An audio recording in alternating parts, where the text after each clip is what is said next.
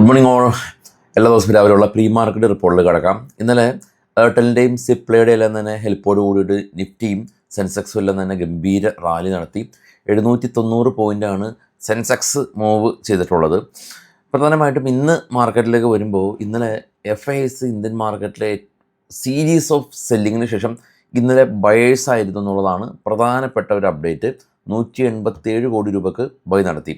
Trump China visit ചെയ്തു. Trump മാത്രമല്ല, ഈ US ഏകദേശം ഒരു 15ഓളം കമ്പനീസ് ഓണേഴ്സ്, എലൻ മസ്ക് ഉൾപ്പെടെയുള്ള NVIDIAയുടെ CEO ഉൾപ്പെടെയുള്ള 15ഓളം ലോകത്തിലെ ജെയിൻ്റ് ആയിട്ടുള്ള കമ്പനി CEO ഉൾപ്പെടെയുള്ള സംഘമാണ് ചൈന സന്ദർശിക്കുന്നത്. അപ്പോൾ ഒരേ സമയം ഹോർമുസ് മാത്രമല്ല, പല ബിസിനസ് ചർച്ചകളും നടക്കും.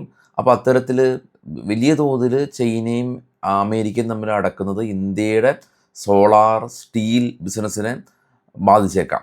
എന്നാലോ സെയിം ടൈം ഈ ഒരു ഹോർമുസിൽ ചൈന ഇടപെടുക എന്ന് പറയുമ്പോൾ അത് ഗ്ലോബൽ മാർക്കറ്റിന് ഗുണകരവും ആയേക്കാം. അങ്ങനെ ഒരു മിക്സഡ് ആയിട്ടുള്ള സെൻറ്റിമെൻറ്റ്സാണ് ഇന്ത്യക്കുള്ളത്. ഇതിനിടെ ഇന്ത്യ ഗോൾഡിൻ്റെ ഇമ്പോർട്ട് ഡ്യൂട്ടി വർദ്ധിപ്പിച്ചു. ജ്വല്ലറി സ്റ്റോക്കുകൾക്ക് ഒന്ന് ശ്രദ്ധിക്കുക. അതുമാത്രമല്ല, ഇന്ന് പ്രധാന അപ്ഡേറ്റ് ഉള്ളത് ഈ പെട്രോളിൻ്റെയും ഡീസലിൻ്റെയും പ്രൈസ് 3 രൂപ വർദ്ധിപ്പിച്ചു എന്നുള്ളതാണ്. അപ്പോൾ രാജ്യം ഗോൾഡ് പർച്ചേസ് കുറയ്ക്കണം, പെട്രോളിൻ്റെ ഉപഭോഗം കുറയ്ക്കണം എന്ന് PM മോഡിയുടെ ആ ഒരു കമൻറ്റിന് ശേഷം ഒരു 1 വീക്കിന് ശേഷമാണ് ഇപ്പോൾ ഈ പ്രൈസ് വർദ്ധിപ്പിക്കുന്നത്. അപ്പോൾ ഇത് ക്ലിയർ ഇൻഡിക്കേഷനാണ് നമ്മളുടെ പണം അത് അനാവശ്യമായിട്ട് ചിലവാക്കരുത്. ഇപ്പോൾ ഇന്ത്യക്ക് അല്ലെങ്കിൽ രാജ്യത്തിന് ഇപ്പോൾ നമ്മളുടെ ഡെഫിസിറ്റ് വളരെയധികം കൂടുതലാണ്. എന്താണ് ഇവിടുന്ന് നമ്മൾ എക്സ്പോർട്ട് ചെയ്യുന്നത്, അതിൽ കൂടുതൽ ഇങ്ങോട്ട് ഇമ്പോർട്ട് ചെയ്യുന്നുണ്ട്. അതിൽ ഇങ്ങോട്ട് ഇമ്പോർട്ട് ചെയ്യുന്നത് ഏറ്റവും കൂടുതൽ ഗോൾഡും ക്രൂഡുമാണ്. ഇത് രണ്ടിനും നമ്മൾ പകരമായിട്ട് $ഡോളറാണ് കൊടുക്കേണ്ടത്. അപ്പോൾ $ഡോളറിൻ്റെ ശക്തി പ്രാപിക്കുകയാണ്. ഇന്ന് ഇപ്പോൾ ഇന്ത്യൻ റുപ്പീസെല്ലാം തന്നെ ട്രേഡ് ചെയ്യുന്നത് ഓൾ ടൈം ലോവിലാണ്. അപ്പോൾ ഇനി നമ്മുടെ മാർക്കറ്റ് ക്ലോസ് ചെയ്തതിന് ശേഷം US മാർക്കറ്റ് പോസിറ്റീവായിരുന്നു, യൂറോപ്യൻ മാർക്കറ്റ് പോസിറ്റീവായിരുന്നു. ഇപ്പോൾ ട്രേഡ് ചെയ്യുന്ന ഗ്ലോബൽ മാർക്കറ്റുകളെല്ലാം തന്നെ ഫ്ലാറ്റാണ്. പ്രത്യേക ഒരു ഇൻഡിക്കേഷൻ തന്നെ നൽകുന്നില്ല എന്നുള്ളതാണ്. ഗ്ലോബൽ മാർക്കറ്റ് ഒന്ന് കണ്ടുവരാം.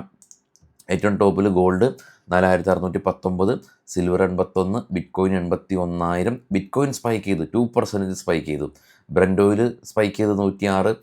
ഏറ്റവും താഴേക്ക് പോകാൻ ഈ US വിക്സ് ക്രാഷ് ചെയ്തിരുന്നു. US നാസ്ഡാക്കും ഡോയും പോസിറ്റീവിൽ ക്ലോസ് ചെയ്തു. അതിന് മുകളിലുള്ള 3 യൂറോപ്യൻ മാർക്കറ്റും പോസിറ്റീവിൽ ക്ലോസ് ചെയ്തു. US മാർക്കറ്റിൽ ലിസ്റ്റ് ചെയ്ത ഇന്ത്യൻ കമ്പനികൾ പോസിറ്റീവിൽ തന്നെയാണ് ഉള്ളത്. HDFC ഒക്കെ കാണാം 4%, ഡോക്ടർ റെഡ്ഡി 3% ഒക്കെ റാലി രേഖപ്പെടുത്തിയ അവസ്ഥയിലാണ്. ബിറ്റ്കോയിനും ഒരു സ്പൈക്ക് രേഖപ്പെടുത്തി. ഇപ്പോൾ ബിറ്റ്കോയിനിൽ നമുക്ക് ക്രിപ്റ്റോയിൽ ഇന്ത്യൻ ബ്രോക്കറായിട്ടുള്ള ഡെൽറ്റ എക്സ്ചേഞ്ച് ഉപയോഗിച്ച് ട്രേഡ് ചെയ്യാൻ സാധിക്കും. ഇപ്പോൾ ക്രിപ്റ്റോയുടെ കോഴ്സ് നമ്മൾ കംപ്ലീറ്റ്ലി ഫ്രീ ആയിട്ട് പ്രൊവൈഡ് ചെയ്യുന്നുണ്ട്. ഈ വീഡിയോയുടെ ഫസ്റ്റ് കമൻറ്റിൽ ഒരു ഗൂഗിൾ ഫോം ഉണ്ട്. ജസ്റ്റ് ഫില്ല് ചെയ്യുക, നിങ്ങളുടെ മൊബൈൽ നമ്പറും Gmail ID ഫില്ല് ചെയ്യുക. അതിനുശേഷം നിങ്ങൾക്ക് ക്രിപ്റ്റോയുടെ കോഴ്സ് ഫ്രീ ആയിട്ട് പ്രൊവൈഡ് ചെയ്യും. ഇന്ത്യൻ ബ്രോക്കർ ഉപയോഗിച്ച് തന്നെ നമുക്ക് ക്രിപ്റ്റോയിൽ ട്രേഡ് ചെയ്ത് പഠിക്കാൻ സാധിക്കും. ഇന്ന് ഒരുപാട് കമ്പനീസിൻ്റെ റിസൾട്ട് വരുന്നുണ്ട്. പ്രധാനമായിട്ടും ആദി ഡ്രഗ്, കൂടാതെ തന്നെ Cochin shipyard, Cupid, Deepak nitrate, Devyani international, KFCയുടെ എല്ലാം തന്നെ പ്രൊമോട്ടേഴ്സ്, ഇവിടെ എല്ലാം തന്നെ റിസൾട്ട് ഇന്ന് വരുന്നുണ്ടെന്നുള്ളതാണ് പ്രധാന അപ്ഡേറ്റ് ഉള്ളത്.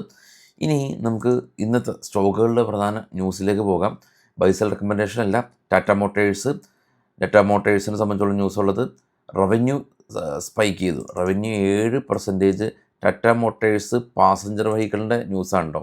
ടാറ്റ മോട്ടേഴ്സ് PVQ4 ഒന്ന് ക്രോസ് ചെക്ക് ചെയ്തോട്ടെ.